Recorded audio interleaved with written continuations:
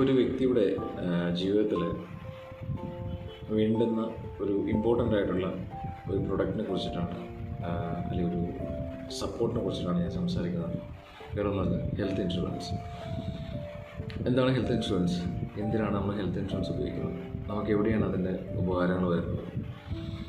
ഏതൊരു വ്യക്തിയോടും നമ്മൾ ഹെൽത്ത് ഇൻഷുറൻസിനെ കുറിച്ച് സംസാരിക്കുകയാണെങ്കിൽ, ഹെൽത്ത് ഇൻഷുറൻസിൻ്റെ വേണമെന്നില്ല, ലൈഫ് ഇൻഷുറൻസ് ആയിക്കോട്ടെ, ഇൻഷുറൻസിനെ കുറിച്ച് നമ്മൾ സംസാരിക്കുമ്പോൾ അവരാദ്യമേ നമ്മളോട് നോയായിരിക്കും പറയുന്നത്, എനിക്കിപ്പോൾ താല്പര്യമില്ല, ഞാനിപ്പോൾ നോക്കുന്നില്ല എന്നായിരിക്കും എല്ലാവരും പറയുന്നത്.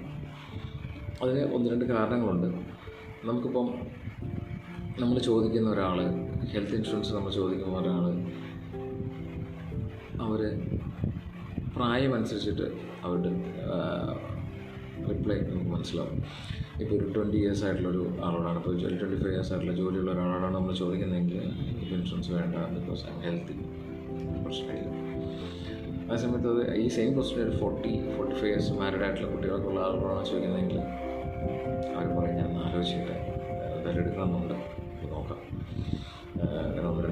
ഒന്ന് രണ്ട് ഹോസ്പിറ്റലിൽ കേസ് വന്ന് ഫണ്ട് വന്നിട്ടുണ്ടെങ്കിൽ, ക്യാഷ് ചിലവായിട്ടുണ്ടെങ്കിൽ നോക്കാം. ഇനി കുറച്ചുകൂടെ മെച്യൂർഡ് ആയിട്ടുള്ള ആളുകളോട് ചോദിക്കുന്നത് അവർ പറയും, മസ്റ്റാണ്, മാൻഡേറ്ററി ആണ്, നിങ്ങൾ എടുക്കണം. ബിക്കോസ് പ്രായത്തിനനുസരിച്ചിട്ട് നമ്മൾ ഫേസ് ചെയ്യുന്ന പ്രോബ്ലംസാണ് നമ്മൾ ശരിക്കും ഓരോ ഡിസിഷനിലോട്ട് എത്തിക്കുന്നത്. അപ്പോൾ ഇവിടെ ഹെൽത്ത് ഇൻഷുറൻസ് എടുത്താൽ നമുക്ക് എന്താണ് നമുക്കൊരു പരിഹാരം നമുക്ക് കിട്ടുന്നത്, ലൈഫിൽ എന്ത് ബെനിഫിറ്റാണ് ഹെൽത്ത് ഇൻഷുറൻസ് നമുക്ക് തരുന്നത്? ഒന്നാമത്തെ കാര്യം, നമുക്കൊരു അസുഖം വന്നു കഴിഞ്ഞിട്ടുണ്ടെങ്കിൽ, അസുഖം വരില്ല എന്ന് നമുക്ക് പറയാൻ പറ്റത്തില്ല.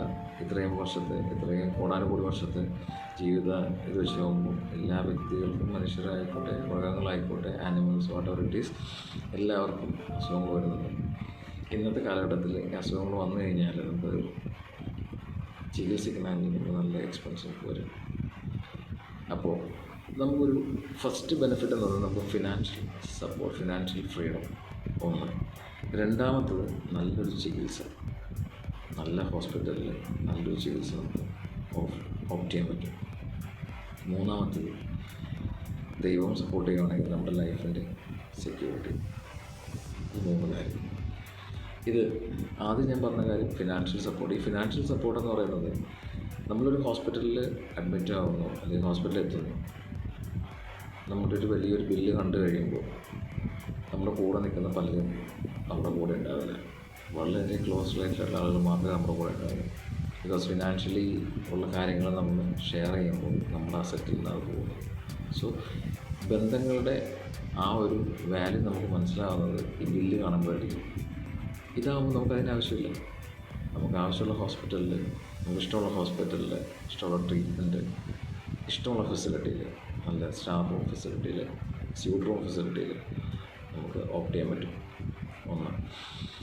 രണ്ടാമത്തത് നമ്മുടെ ഫിനാൻഷ്യൽ, പറഞ്ഞല്ലോ, ഫിനാൻഷ്യൽ ഫ്രീഡം.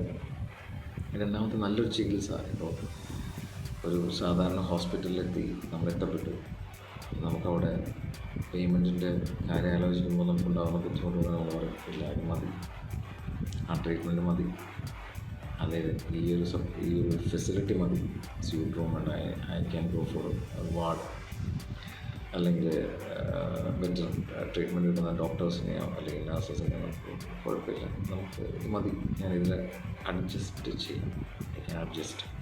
എന്തുകൊണ്ടാണ്? ബിക്കോസ് പണമില്ല, പൈസയില്ല, അല്ലേ? ആ ഒരു കാര്യം നമുക്കൊന്ന് ക്വിറ്റ് ചെയ്യാൻ പറ്റും. നമുക്കിഷ്ടമുള്ള ഹോസ്പിറ്റലിൽ നമ്മുടെ ഫെസിലിറ്റി, നമ്മുടെ കവറേജ് അനുസരിച്ചിട്ട് നമുക്ക് അതനുസരിച്ചുള്ള റൂംസ്, കാര്യങ്ങൾ, ഹോസ്പിറ്റൽ ട്രീറ്റ്മെൻറ്റ് എല്ലാം നമുക്ക് ഓപ്റ്റ് ചെയ്യാൻ പറ്റും. അതൊരു ബെനിഫിറ്റ്. പിന്നെ നമുക്കുണ്ടാകുന്ന അതിൽ നിന്ന് നമ്മുടെ ലൈഫ് നമുക്ക് തിരിച്ചു പിടിക്കാം. ദൈവത്തിൻ്റെ സപ്പോർട്ട്, ഞാൻ റിപ്പീറ്റ് ചെയ്യുന്നു, ദൈവത്തിൻ്റെ സപ്പോർട്ട് ഉണ്ടെങ്കിൽ നമുക്ക് ഈ ലൈഫ് തിരിച്ചു പിടിക്കാം, അല്ലേ? അതാണ് നമുക്ക് ഇൻഷുറൻസ് കൊണ്ട് ഉണ്ടാകുന്ന മേജറായിട്ടുള്ളൊരു ബെനിഫിറ്റ്. ഒന്നത്. ഇനി ഇൻഷുറൻസിൽ വീണ്ടും വരുന്ന ഒരു ക്വസ്റ്റ്യൻസ് ആൻഡ് ക്വറീസ് ആണ്, നമ്മൾ ഇൻഷുറൻസ് എടുത്തു കഴിഞ്ഞാൽ ക്ലെയിം കിട്ടുന്നില്ല, അത് ഇൻഷുറൻസ് എടുക്കുന്നു, നമ്മൾ ക്ലെയിം ചെയ്യാൻ ചിലപ്പോൾ നമുക്ക് ക്ലെയിം കിട്ടുന്നില്ല. ഇൻഷുറൻസിൽ നമ്മളൊരു ക്ലെയിം എന്ന് പറയുന്നത്, നമ്മളൊരു എന്തായാലും ഇതൊരു ഫിനാൻഷ്യൽ മാനേജ്മെൻറ്റാണ്, ഒരു ക്രൈറ്റീരിയാസ് നമ്മളതിനെ മെയിൻറ്റെയിൻ ചെയ്ത്, ഒരു കമ്പനീസ് അതിൻ്റെ ക്രൈറ്റീരിയാസ് മെയിൻറ്റെയിൻ ചെയ്തിട്ടുണ്ട്. അപ്പോൾ ഞാനിപ്പോൾ ഇവിടെ സംസാരിക്കുന്ന സ്റ്റാർ ഹെൽത്ത് ഇൻഷുറൻസിന് സപ്പോർട്ട് മീൻസ് അതിൻ്റെ സ്റ്റാഫായിട്ടാണ് സംസാരിക്കുന്നത്. അപ്പോൾ ഈ ഓരോ കമ്പനിയിലും നമ്മൾ ഇൻഷുറൻസ് എടുക്കുമ്പോൾ പ്രീ എക്സിസ്റ്റിംഗ് ഡിസീസിനെ കുറിച്ച് ചോദിക്കുന്നുണ്ട്. അപ്പോൾ പ്രീ എക്സിസ്റ്റിംഗ് ഡിസീസ് ഉണ്ട് എന്നുള്ള സ്ഥലത്ത് നമ്മൾ ഉണ്ട് എന്ന് കാണിക്കാതെ, നമ്മൾ ഡിസീസ് ഡിസ്ക്ലോസ് ചെയ്യാതെ നമ്മൾ ഇൻഷുറൻസ് എടുത്ത് കഴിയുമ്പോൾ ആണ് ഈ ക്ലെയിം സെറ്റിൽമെൻ്റ് എല്ലാം പ്രശ്നങ്ങളാവുക. അതായത് നമ്മൾ ഓരോ പ്രോബ്ലത്തിനും ഒരു പ്രീമിയം അവർ മാറ്റി വെച്ചിട്ടുണ്ട്, കമ്പനി മാറ്റി വെച്ചിട്ടുണ്ട്. അപ്പോൾ ആ ഒരു പ്രീമിയം എമൗണ്ട് നമ്മൾ ആദ്യമേ കൊടുക്കാതെ നമുക്ക് ആ ഒരു കവറേജ് അവർക്ക് തരാൻ പറ്റില്ല. അപ്പോൾ നമ്മളെന്ത് ചെയ്യണം? പ്രീ എക്സിസ്റ്റിംഗ് ഡിസീസ് ഉണ്ടെങ്കിൽ നമ്മളത് ആദ്യമേ തന്നെ ഡിസ്ക്ലോസ് ചെയ്യുക, നമ്മുടെ ഏജൻറ്റുമായിട്ട് സംസാരിക്കുക, നമ്മുടെ സ്റ്റാഫിൻ്റെ സംസാരിക്കുക, ഡീറ്റെയിൽസ് കൊടുക്കുക. കാരണം അത് ചെറിയൊരു എമൗണ്ടേ നമുക്ക് മാറ്റം വരുത്തുള്ളൂ. പക്ഷേ അതിനുവേണ്ടി നമ്മൾ വലിയൊരു ക്ലെയിമിൻ്റെ സമയത്ത് നമുക്കത് വീണ്ടും റീഇനിഷ്യേറ്റ് ചെയ്യുക എന്ന് പറയുന്നത് ഇറ്റ്സ് വെരി ഡിഫിക്കൽട്ട്. അത് അറ്റ്മോസ്റ്റ് ഗുഡ് ഫെയ്ത്തിന് അഗെയിൻസ്റ്റാണ്. നമ്മൾ നമ്മുടെ കാര്യങ്ങൾ ഓപ്പണായിട്ട് പറയുക. ഇതാണ് നമുക്ക് വരുന്നത്. ഇനി പ്രീമിയം ഓഫേഴ്സ്, അതുപോലെ കവറേജ്, അതുപോലെ ക്ലെയിം സെറ്റിൽമെൻറ്റ് ടൈം, ഇതെല്ലാം നമുക്ക് ശരിക്കും പറഞ്ഞു കഴിഞ്ഞാൽ ഓരോ കമ്പനിക്കും ഓരോ രീതിയിലാണ്, ഓരോ വ്യക്തികൾക്കും ഓരോ രീതിയിലായിരിക്കും. അവരുടെ ഡിസീസിൻ്റെ ടൈപ്പ്, അവരുടെ മെഡിക്കൽ റിപ്പോർട്ട് കാര്യങ്ങൾ അങ്ങനെ എല്ലാം വെച്ചിട്ടായിരിക്കും അതിൻ്റെ സെറ്റിൽമെൻറ്റ് കാര്യമെല്ലാം അവർ. എങ്കിലും ഓൾമോസ്റ്റ് ഒരു 90% ആളുകൾക്കും ക്ലെയിം കിട്ടും. ബിക്കോസ് എല്ലാ സംഭവങ്ങളിലും നമുക്ക് ഈ പ്രശ്നങ്ങളുണ്ട്, അതായത് ക്ലെയിം സെറ്റിൽമെൻറ്റ് ഇഷ്യൂസ് ഉണ്ട്. പക്ഷേ എന്ന് വെച്ചാൽ ഇതെല്ലാം എല്ലാവർക്കും ബാധകമല്ല അല്ലേ. പിന്നെ നമുക്കൊരു സ്റ്റാർ ഹെൽത്തിൻ്റെ ഒരു പ്രൊഡക്റ്റ് സ്റ്റാർ അഷ്യൂർ എന്ന് പറഞ്ഞ പ്രൊഡക്റ്റാണ്. സ്റ്റാർ അഷ്യൂർ എന്ന് പറഞ്ഞ പ്രൊഡക്റ്റിൻ്റെ ഒരു ബെനിഫിറ്റ് മാത്രമേ ഞാൻ ഈ വീഡിയോയിൽ എനിക്ക് പറയുന്നുള്ളൂ. ബാക്കി നിങ്ങൾക്ക് യൂട്യൂബിലോ അതുകൊണ്ട് സെലക്ട് ചെയ്യാൻ ഞാൻ ആ പ്രൊഡക്റ്റിൻ്റെ ഒരു വീഡിയോ എടുക്കുന്നുണ്ട്. അതിൻ്റെ മേജർ ബെനിഫിറ്റ് എന്ന് വെച്ചിട്ടുണ്ടെങ്കിൽ ഒരാൾക്കൊരു കവറേജ് നമ്മൾ സ്റ്റാർട്ട് ചെയ്ത് കഴിഞ്ഞാൽ 10 ലക്ഷം രൂപ 20 ലക്ഷം രൂപ കവറേജ് ആണെന്ന് വിചാരിക്കാം. അയാൾക്കൊരു വർഷത്തിൽ എത്ര പ്രാവശ്യം വേണ്ടി ക്ലെയിം യൂസ് ചെയ്യാം. അതായത് 20 ലക്ഷം രൂപയുടെ ഒരു കവറേജുള്ള ഒരു വ്യക്തി month first means claim start ചെയ്യുന്ന ആ മന്ത് ഫസ്റ്റ് ഒരു അസുഖമായിട്ട് ഹോസ്പിറ്റലിൽ അഡ്മിറ്റായി 10 ലക്ഷം രൂപ ചിലവായി. ക്ലെയിം കെട്ടി പുറത്തിറങ്ങി ആ സമസ്യയുടെ വിൽ റീസ്റ്റോർ ടു 20 lakhs ചെയ്യും.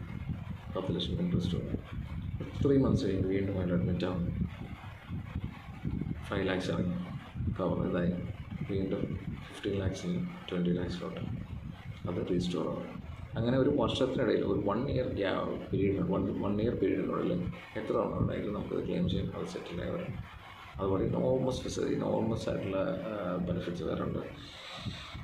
അപ്പോൾ നമ്മളിത് എടുത്തിട്ടാൽ നമുക്ക് ശരിക്കും ഇപ്പോൾ നിങ്ങൾ ചിന്തിക്കും, ഞാനിപ്പോൾ ഇതെടുത്തിട്ടാൽ എനിക്ക് എന്താ ഗുണം, ഞാനെന്താ ഈ പേയ്മെൻറ്റ് അടച്ച് എനിക്ക് അസുഖം വന്നില്ല. ഒരു 2-3 എക്സാമ്പിളോട് പറഞ്ഞു കഴിഞ്ഞാൽ വൈൻഡപ്പ് ചെയ്യുകയാണ്.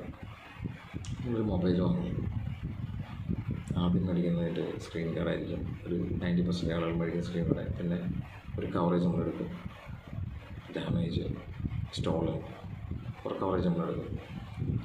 അതിന് നമ്മൾ പേയ്മെൻറ്റ് അടയ്ക്കും. പക്ഷേ ഈ 2 എമൗണ്ടും നമ്മൾ മൊബൈലിൻ്റെ പ്രൈസ് വെച്ച് നോക്കുമ്പോൾ ഇറ്റ് വാസ് വെരി ലെസ്, വളരെ കുറവായിരിക്കും അല്ലേ. അപ്പോൾ അങ്ങനെ ആ ഒരു ചെറിയ നമ്മൾ ചെയ്യും. കൂടാതെ നമ്മളിപ്പോൾ നമ്മുടെ വീട്ടിലെ വെഹിക്കിൾസ് ഉണ്ട്, വണ്ടികളുണ്ടാവും. 1, 2, 3, 4, 5 വെഹിക്കിളുള്ള ആൾക്കാരൊക്കെ ഇഷ്ടംപോലെ ഉണ്ടാവും. ഈ ഓരോ വണ്ടിയും നമ്മുടെ വീട്ടിൽ ജസ്റ്റ് ഒന്ന് പോർച്ച് കിട്ടണമെങ്കിൽ നമ്മളിതിന് ഇൻഷുർഡ് ആയിരിക്കണം.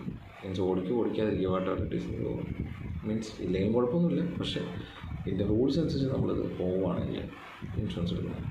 അതിൻ്റെ ആക്സിഡൻ്റ് ആവുമെന്ന് വിചാരിച്ചിട്ടല്ലല്ലോ, മൊബൈൽ താഴെ വീഴുമെന്ന് വിചാരിച്ചിട്ടല്ലല്ലോ, അല്ല. പക്ഷെ നമുക്കെന്താ ഒരു പ്രിക്കോഷൻ. ഇനി ഒരു കാര്യം കൂടെ പറയട്ടെ. ഏകദേശം ഒരു 18 to 35 yearsനടുത്ത് വരുന്ന ഒരാൾക്ക് ഏകദേശം ഈ സ്റ്റാർ അഷ്യൂറിൻ്റെ പ്രീമിയം വരുന്നത് ഏകദേശം 8,000 rupees താഴെയാണ്. 8,000 rupees താഴെ വരുന്ന ഒരാൾ ഈ പ്രീമിയം എടുത്തൊരു 30 years എടുക്കുമെന്ന് വിചാരിക്കുക. ഒരു 70 years ഒരു ജീവിച്ചൊന്നും കൂട്ടുക, 40 years. ഈ 40 years വരുമ്പോൾ നമുക്ക് ടോട്ടൽ പ്രീമിയം വരുന്നത് എത്ര വരും? 3,20,000 രൂപയാണ് ഈ 40 വർഷം കൊണ്ട് ഇയാൾ അടയ്ക്കുന്ന ഒരു എമൗണ്ട് എന്ന് പറയുന്നത്. അപ്പോൾ ഞാനൊരു 5 ലക്ഷം രൂപയുടെ കവറേജിൻ്റെ പ്രീമിയം ആയിട്ട് പറഞ്ഞത്. എന്ന് വെച്ചാൽ ഇയാൾ കുറച്ചുകൂടെ കൂട്ടി, സപ്പോസ് ടോട്ടൽ എമൗണ്ട് അയാളുടെ പ്രായം കുറച്ച് പ്രീമിയം കൂടി ഒരു 5 lakhs എന്ന് കൂട്ടിക്കും. അതായത് 5 lakhs കവറേജിന് വേണ്ടി അയാൾ അടയ്ക്കുന്ന പ്രീമിയം എന്ന് ഏകദേശം 5 lakhs ആണ്. ഈ 40 years ഇടയിലെ അയാൾക്ക് എന്തെങ്കിലും ഡിസീസ് വരത്തില്ലേ? ഉണ്ടാവും. ആലോചിച്ചു ആ സമയത്ത് നമുക്ക് ഉപകരിക്കും. പിന്നെ ഇതേ പ്രീമിയം അത് ഇതേ ഒരു പോളിസി നമ്മൾ 50 years എടുക്കണമെങ്കിൽ വെരി ഹൈ ഹ്യൂജ് പ്രീമിയം ആയിരിക്കും. അതിന് മുമ്പുണ്ടായിട്ടുള്ള എക്സ്പെൻസസ് എല്ലാം നമ്മൾ കൊടുത്തിട്ടുണ്ടാവും. അപ്പോൾ ഒന്ന് ചിന്തിക്കുക. ഒരു കാര്യം കൂടെ ചിന്തിക്കണം. ഒരു ഹോസ്പിറ്റൽ എമർജൻസി അല്ലെങ്കിൽ ഫിനാൻഷ്യൽ എമർജൻസി വരുമ്പോൾ വിളിച്ചാൽ 5 മിനിറ്റിനുള്ളിൽ അല്ലെങ്കിൽ 10 മിനിറ്റിനുള്ളിൽ നമുക്ക് ആ പേയ്മെൻറ്റ് കളക്ട് ചെയ്ത് ബില്ലടയ്ക്കാൻ പറ്റുന്ന ഒരു 5 പേര് നിങ്ങളുടെ കയ്യിലുണ്ടെങ്കിൽ ഡോണ്ട് ഗോ ഫോർ ഇൻഷുറൻസ്. അതല്ല,